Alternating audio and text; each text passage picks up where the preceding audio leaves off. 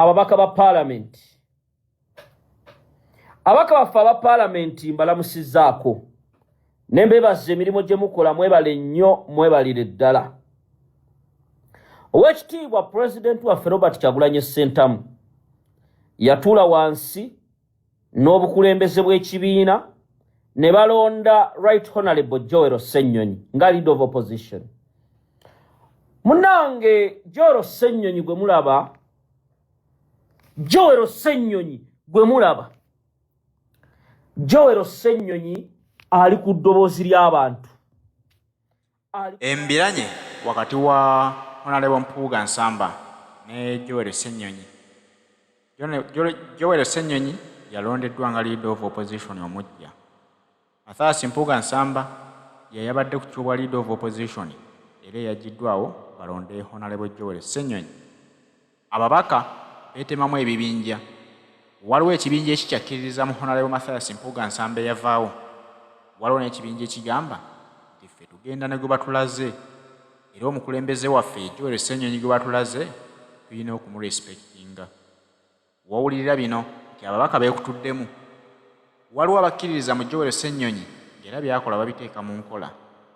Waliwo baalagira nga beggume eryabalemeramu bagamba nti otugamba ngaani tukyamanyi Mathias Mpuuga Nsamba ye leader of opposition waffe atulagira ne tuwulira. Kino kirekawo ekibiina. Bombi ba kibiina kimu National Unity Platform. Omukulembeze waabwe ow'oku ntikko y'omu His Excellency Kyagulanyi Robert Ssentamu. Ebintu nga bino balaba bigenda mu maaso kikulowoozesa ki? Kitegeeza nno nti mulimu abaali bakoze obwakabaka bwabwe mu kibiina ky'NUP nga bo oli awo balowooza ekibiina kati be bagenda okuba nga be bakitegeerera ebifo bye bakutte nga tebali bivaako. Kyova olaba nti bawaganyaza ababaka babagamba mumugoberere nze wengenze temunva ku lusegere. Haji Ssettuba omusomi w'edduwa yagikutuusaako nno. Haji Ssettuba bw'okusomera ku dduwaze tosobola kusigala kyekimu. Ne bw'oba oyina ebyesiba nga biganya okutambula onoonyeza omuntu asobola okukuyamba, lowooza ku Haji Ssettuba omusomi w'edduwa kubanga ono baasomedde ku dduwaze wamma gwe bamutendereza. Bw'atannaba mugezaako ayina essimu gy'osobola okumukubira eri 0703 31 39 25. Gendayo akusomere ku dduwaze naawe weeyagaleko ng'abalala. Nalabyewo Honorable Katabaazi Namugga nkwebaza ow'Emawogola, nkwebaza Mwaka Ensuso. Abalala Honorable Zaake naye namulabyewo. Abalala simanyi. Ne abantu bagoberera abo abaana abali mu makomera balwanira mu obululu ne muyingira palamenti. Joel Ssenyonyi kifaananyi ky'abafuutu soja, kifaananyi ky'Abannayuganda. Kati olw'enkomawo ne Honorable Nakimuli Ellen naye yabaddewo. Ngenda kuleeta eggaali egenda kuba buli kiramu. Mbalaba waliwo kakuku ke mwagala oteekawo ne ngenda kaabya. Ekyo kibagamba ngenda kaabya. Mbawadde last warning esembayo. Drone amawulire namba mirasana for 0702222758. Kangende ku video endese. Amawulire goni namangi ne video endese kansooke kwene esooka. Mukimanyi bulungi waliwo omunyamulenge abadde avola Ssaabasajja Kabaka gwe bayita pressure. Pressure kati nno byewuunyisa. Njagala mutule ku video mugenda kutya ensi. Museveni nagamba ennaku z'omubbi zibaaga olwana ne bamufuna. Pressure yavoola Ssaabasajja Kabaka n'amuvuma n'akola buli kimu. Kati njagala muwulirize video entuufu. Waliwo omukyala oli UK ng'obadde mu process ne gavumenti okuprocessinga empapula pressure ajje UK yabavumira Ssaabasajja Kabaka. Naawe njagala ojje ku video eno. Ntandise ntya. Nja kusooka nakano wammanga sinnabawa amawulire gali pressure. Nabagambe mutagingira omukyala gwe bayita Florence Nampijja nkulamusizzaako. Mu bwongo bwo toli ku TikTok. Florence Nampijja toli ku Facebook.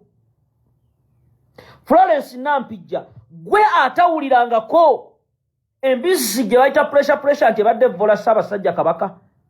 Owaaye Nampijja gwe otawulirangako mawulenge gano nti gabadde gavuma Kabaka era obadde tobimanyi. Florence Nampijja okola ku BBS Terefina TV eyaffe ey'Obwakabaka bwa Buganda gye twagala ennyo. Omukyalo ono n'akyaza omuwala ono, kati njagala owulirize vidiyo eno ngenda beera mukambwe ennyo.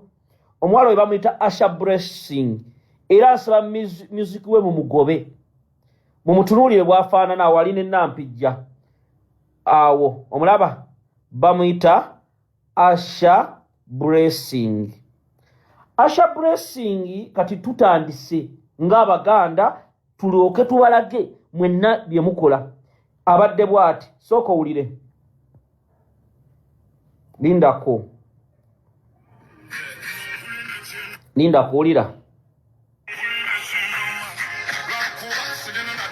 Yoyo abadde abeera n'omuvumi wa obuvumi. Omulaba oyo Asha Blessing, sima Asha Blessing, wulira. Kati njamuwulire ka vidiyo akalala we wano. Bebo. Kati Asha Blessing yagenze ku mukutu gwe n'agamba abalabe bangi era abakuwalana ojja kuvaayo Kabaka nga bw'ayogera oyo Asha Blessing. Wuliriza wawano yawandiise bino njagala bibasomere bulungi. Mbuze Florence Nampijja ne Dana Nabatanzi ani yabatumye okuleeta. Wuliriza n'omukyala we UK nzija kubanga bino tebiri mu kusaaga. Wulira yagambye, I know that anything that starts has an end. I miss you my friend. How I wish people can understand what you go through. Ye Asha Blessing Nampijja we yakyaziza ku BBS Terefina. Olabye? Linda ko tugende mu maaso. Wano Dana Nabatanzi ng'akyaziza.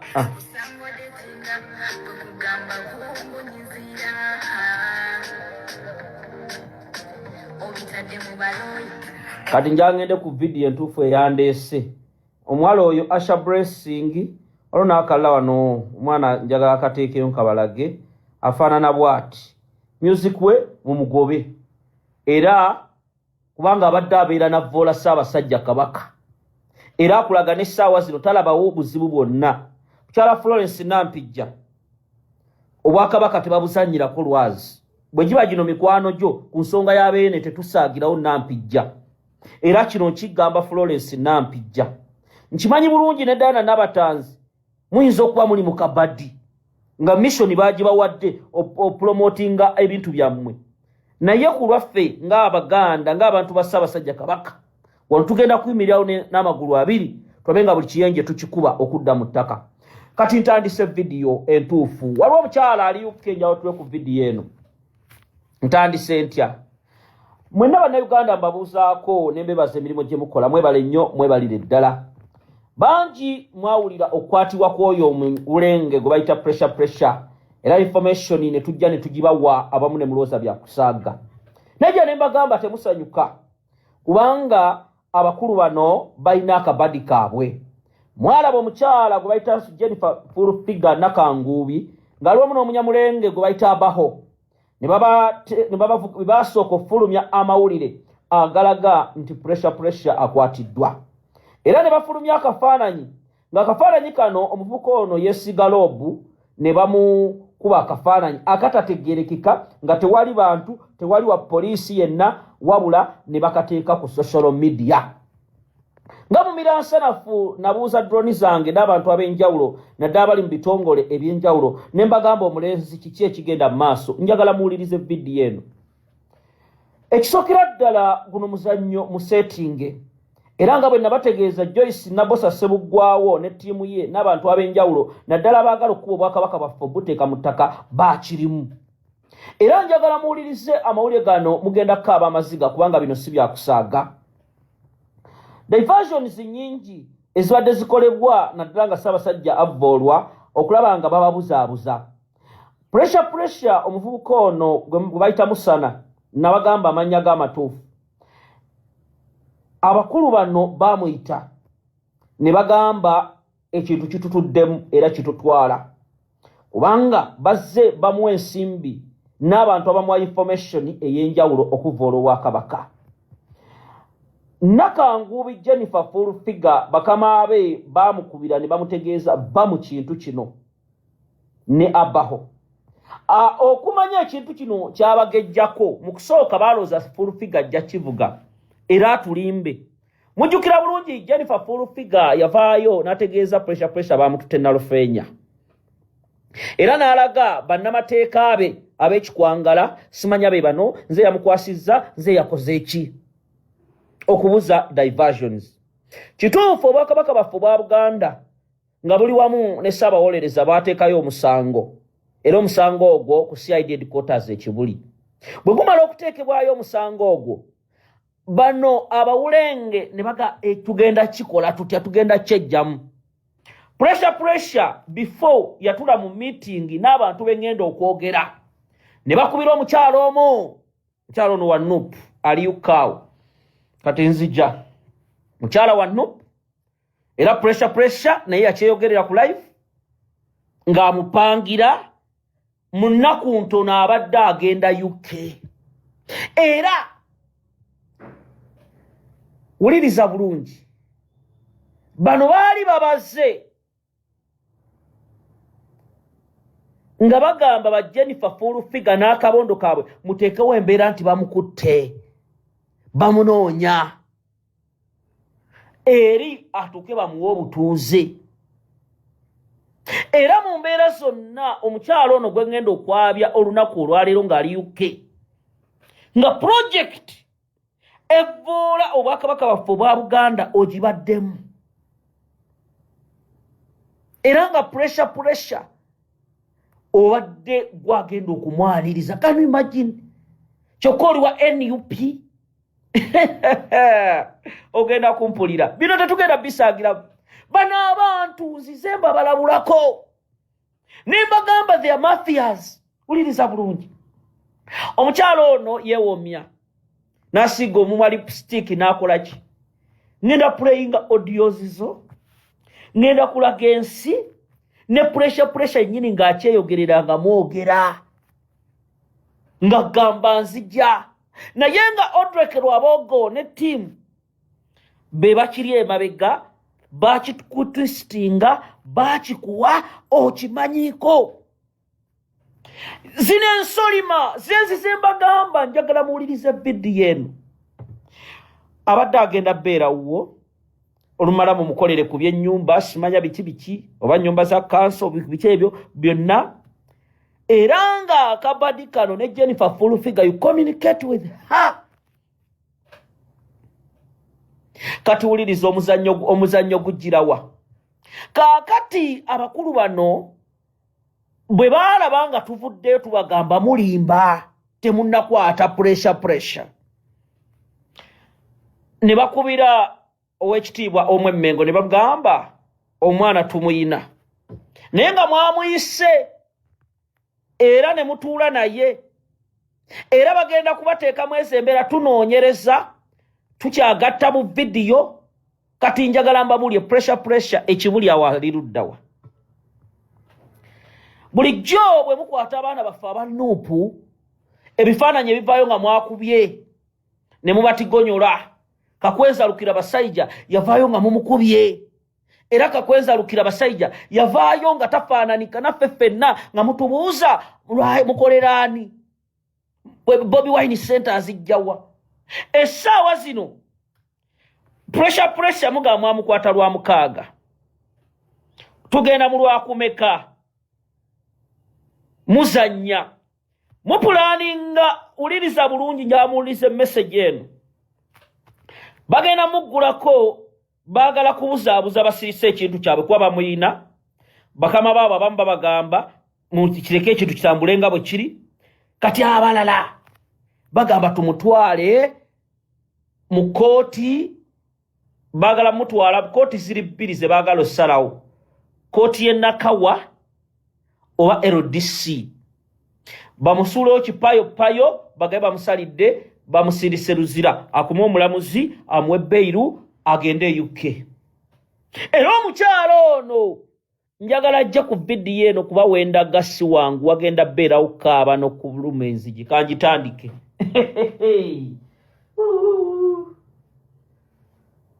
Byebyo nno ebigenda mu maaso mu ggwanga Uganda byennyamiza nti gweoyinza okuba nga olowooza nti bitambulanga buli omu bw'abiraba waliwo ababivuga nga batuuza rivansi. Bannayuganda ensonga gye baagala kulaba nti obuyinza bukyuse. Ekigenda okutereeza Uganda okukyusa obukulembeze obw'oku ntikko.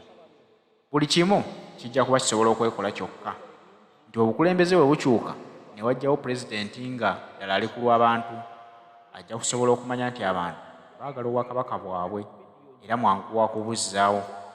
Abaliwo olwaleero balwana busaanyaawo kubanga bo kye basinga okulowoozaako bye bitiibwa kozi n'okwegaggawaza. Balaba nti obwakabaka bantu babulisipekitinga nnyo. Baagala bo bennyini bafuukeko bakabaka abantu babawe ekitiibwa kye kimu nga kye bawa bakabaka abaliwo olwaleero.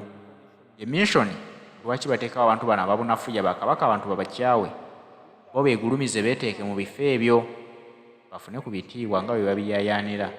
Bazi olwedde ssente bazirina eggwanga baliteeka dda mu nsawo zaabwe. Ntandise ntya lindako mukwano gwange wano oluliriza kano keka audio akasooka omukyalo oyo ngenda kuplayinga n'obubwe wano pressure ngayogera naawe. Banira kunjikira babasasula banjikire naye nze ndi mugomo nja kuguma my dear, there is nothing to do kubanga saasuubira luno olugendo kuba ize. Olugendo saasuubira kuba ize. Ulira ndako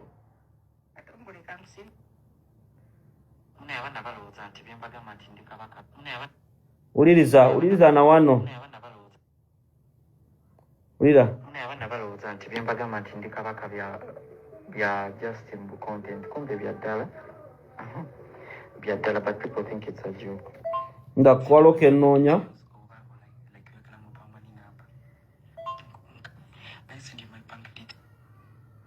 sente ezimu omukyalo ono zibadde ziyita namuye. Ulira Can I send you my bank details over or like regular mobile money number?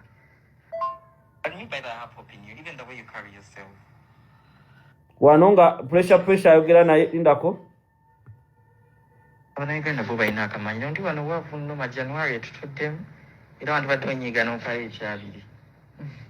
But me by that half opinion, even the way you carry yourself, it shows progress. Gwamanya nti obufumbo it's nothing gw'omwami komuzalira okuzalira sebo omwami obo ogenda muzalira ne kabaka. Kati wuliriza vidiyo entuufu ketandike waliwo gwe njagala okuleeta wakati awo. Olukwe luno olw'okuvoola Ssaabasajja Kabaka wa Buganda lulimu abantu bano wammanga njagala muwulirize bulungi. Volume ekyali wansi linda omwana aleete essimu ennungi. Bannanga abantu babi. Abantu Basserwajja okwota be bali mu kumalawo Obwakabaka baffe obwa Buganda. Omuvubuka ono pressure bangi abamubadde emabega. Era nga bano baweebwa ensimbi okuva mu gavumenti okuvoola Obwakabaka bwaffe. Era nga n'abamu mu kusooka bamugamba naddala waliwo omukyala ali awo UK gwe ngenda okubawa ebifaananyi bye mu mulumbe. Bamuyitamu ne bamugamba bw'omaliriza kabaka lindako okuvuma Bobi Wine naye n'Ekyagulanyi naye olina omukuba. Wuliriza nze ebyange nzija ne mbyogera ne mulowooza nti byakusaaga. Essaawa zino pressure bamukuuma era abadde ensimbi zonna nga bazimuwa. Abasajja bano ekintu kyabatuddemu ekintu kinene ekintu kyazitoye kubanga bakimanyi nti Abaganda wonna we bali beebuuza ani abadde amuwa information. Joyce Nabosa Ssebuggwawo najja ne nkwogerako wano era kimanyi bulungi ky'obadde okola ne ky'otambuza okimanyi n'abantu abalala bengenda okwogera. Era pressure bwatyo ne ttiimu yaabwe ebadde ezimbiddwa. Bakama be ne bamutuuza ne bamugamba tukoze tutya. N'agamba waliwo omukyala omu era nga naye alabika ali ku paati yaffe emu yankoledde ku bintu by'empapula. Era ngenda kugenda nga mwami we mu United Kingdom. Era pressure n'asimattuka ebigambo ne bimuyitirira. Olumu bwe yali ku live n'ategeeza nti omukyalo oyo naye abadde mabega w'olukwe luno olw'okuluyita pressure. Bakadde bange ensonga zino saagala muzitwale ng'ez'olubalaato. Era njagala muwulirize vidiyo eno. Njagala omwana ngenda kuplayinga audio zino. Ensi egenda kutegeera ensonga zino. Wuliriza. Njagala mukulwenanga ne ttiimu y'omujje ku vidiyo eno kubanga bino si byakusaaga. Mwena Abaganda bw'abavoola Ssaabasajja Kabaka ne mutunula butunuzi. Ne mulowooza nti tebibakwatako. Ne mulowooza nti tebisobola kuba yamba. Mwe ng'Abaganda okusituka ne mulwanirira ensonga zino. Nammwe abantu abagaliza beene. Ssaabasajja Kabaka amaze omwezi mulamba agenda myezi 2 ng'atambula agenda ku myalo n'abagamba message eyo kyetegeeza. Bangi ne mulowooza katemba. Bano abasiru be batuuma katunulira embuzi gye bayita abaho. Sima abaho. Byavaayo byefuula ebirwanira Obwakabaka bwa Buganda. Naye nga bonna baseetinge. Mwe mugatuuliridde. Buganda caucus where are you? Bwe tubagamba ensonga zino mugamba tebibakwatako abadde atawa 5. Lwaki mwogera ku nsonga za Kabaka? We tulaga tiwannabeera wangu. Nzize mbagamba ensonga zino abamu ne mwebuza amagezi. Nzize mbalabula abamu ne mwebuza amagezi. Era omu ajja kutuula kuno ku vidiyo yalinze bulinzi komenti nga bya kisiru. Abana abasajja mission gye balina ya 50 plan years. Baagala okulaba nti Ssaabasajja Kabaka n'Obwakabaka babujjawo. Mulina okulwanirira Obwakabaka nga temutidde muntu n'omu. Kubanga kino nzize nkibagamba. Kino nzize nkibabuulira. Naye abamu mwebuzizza amagezi.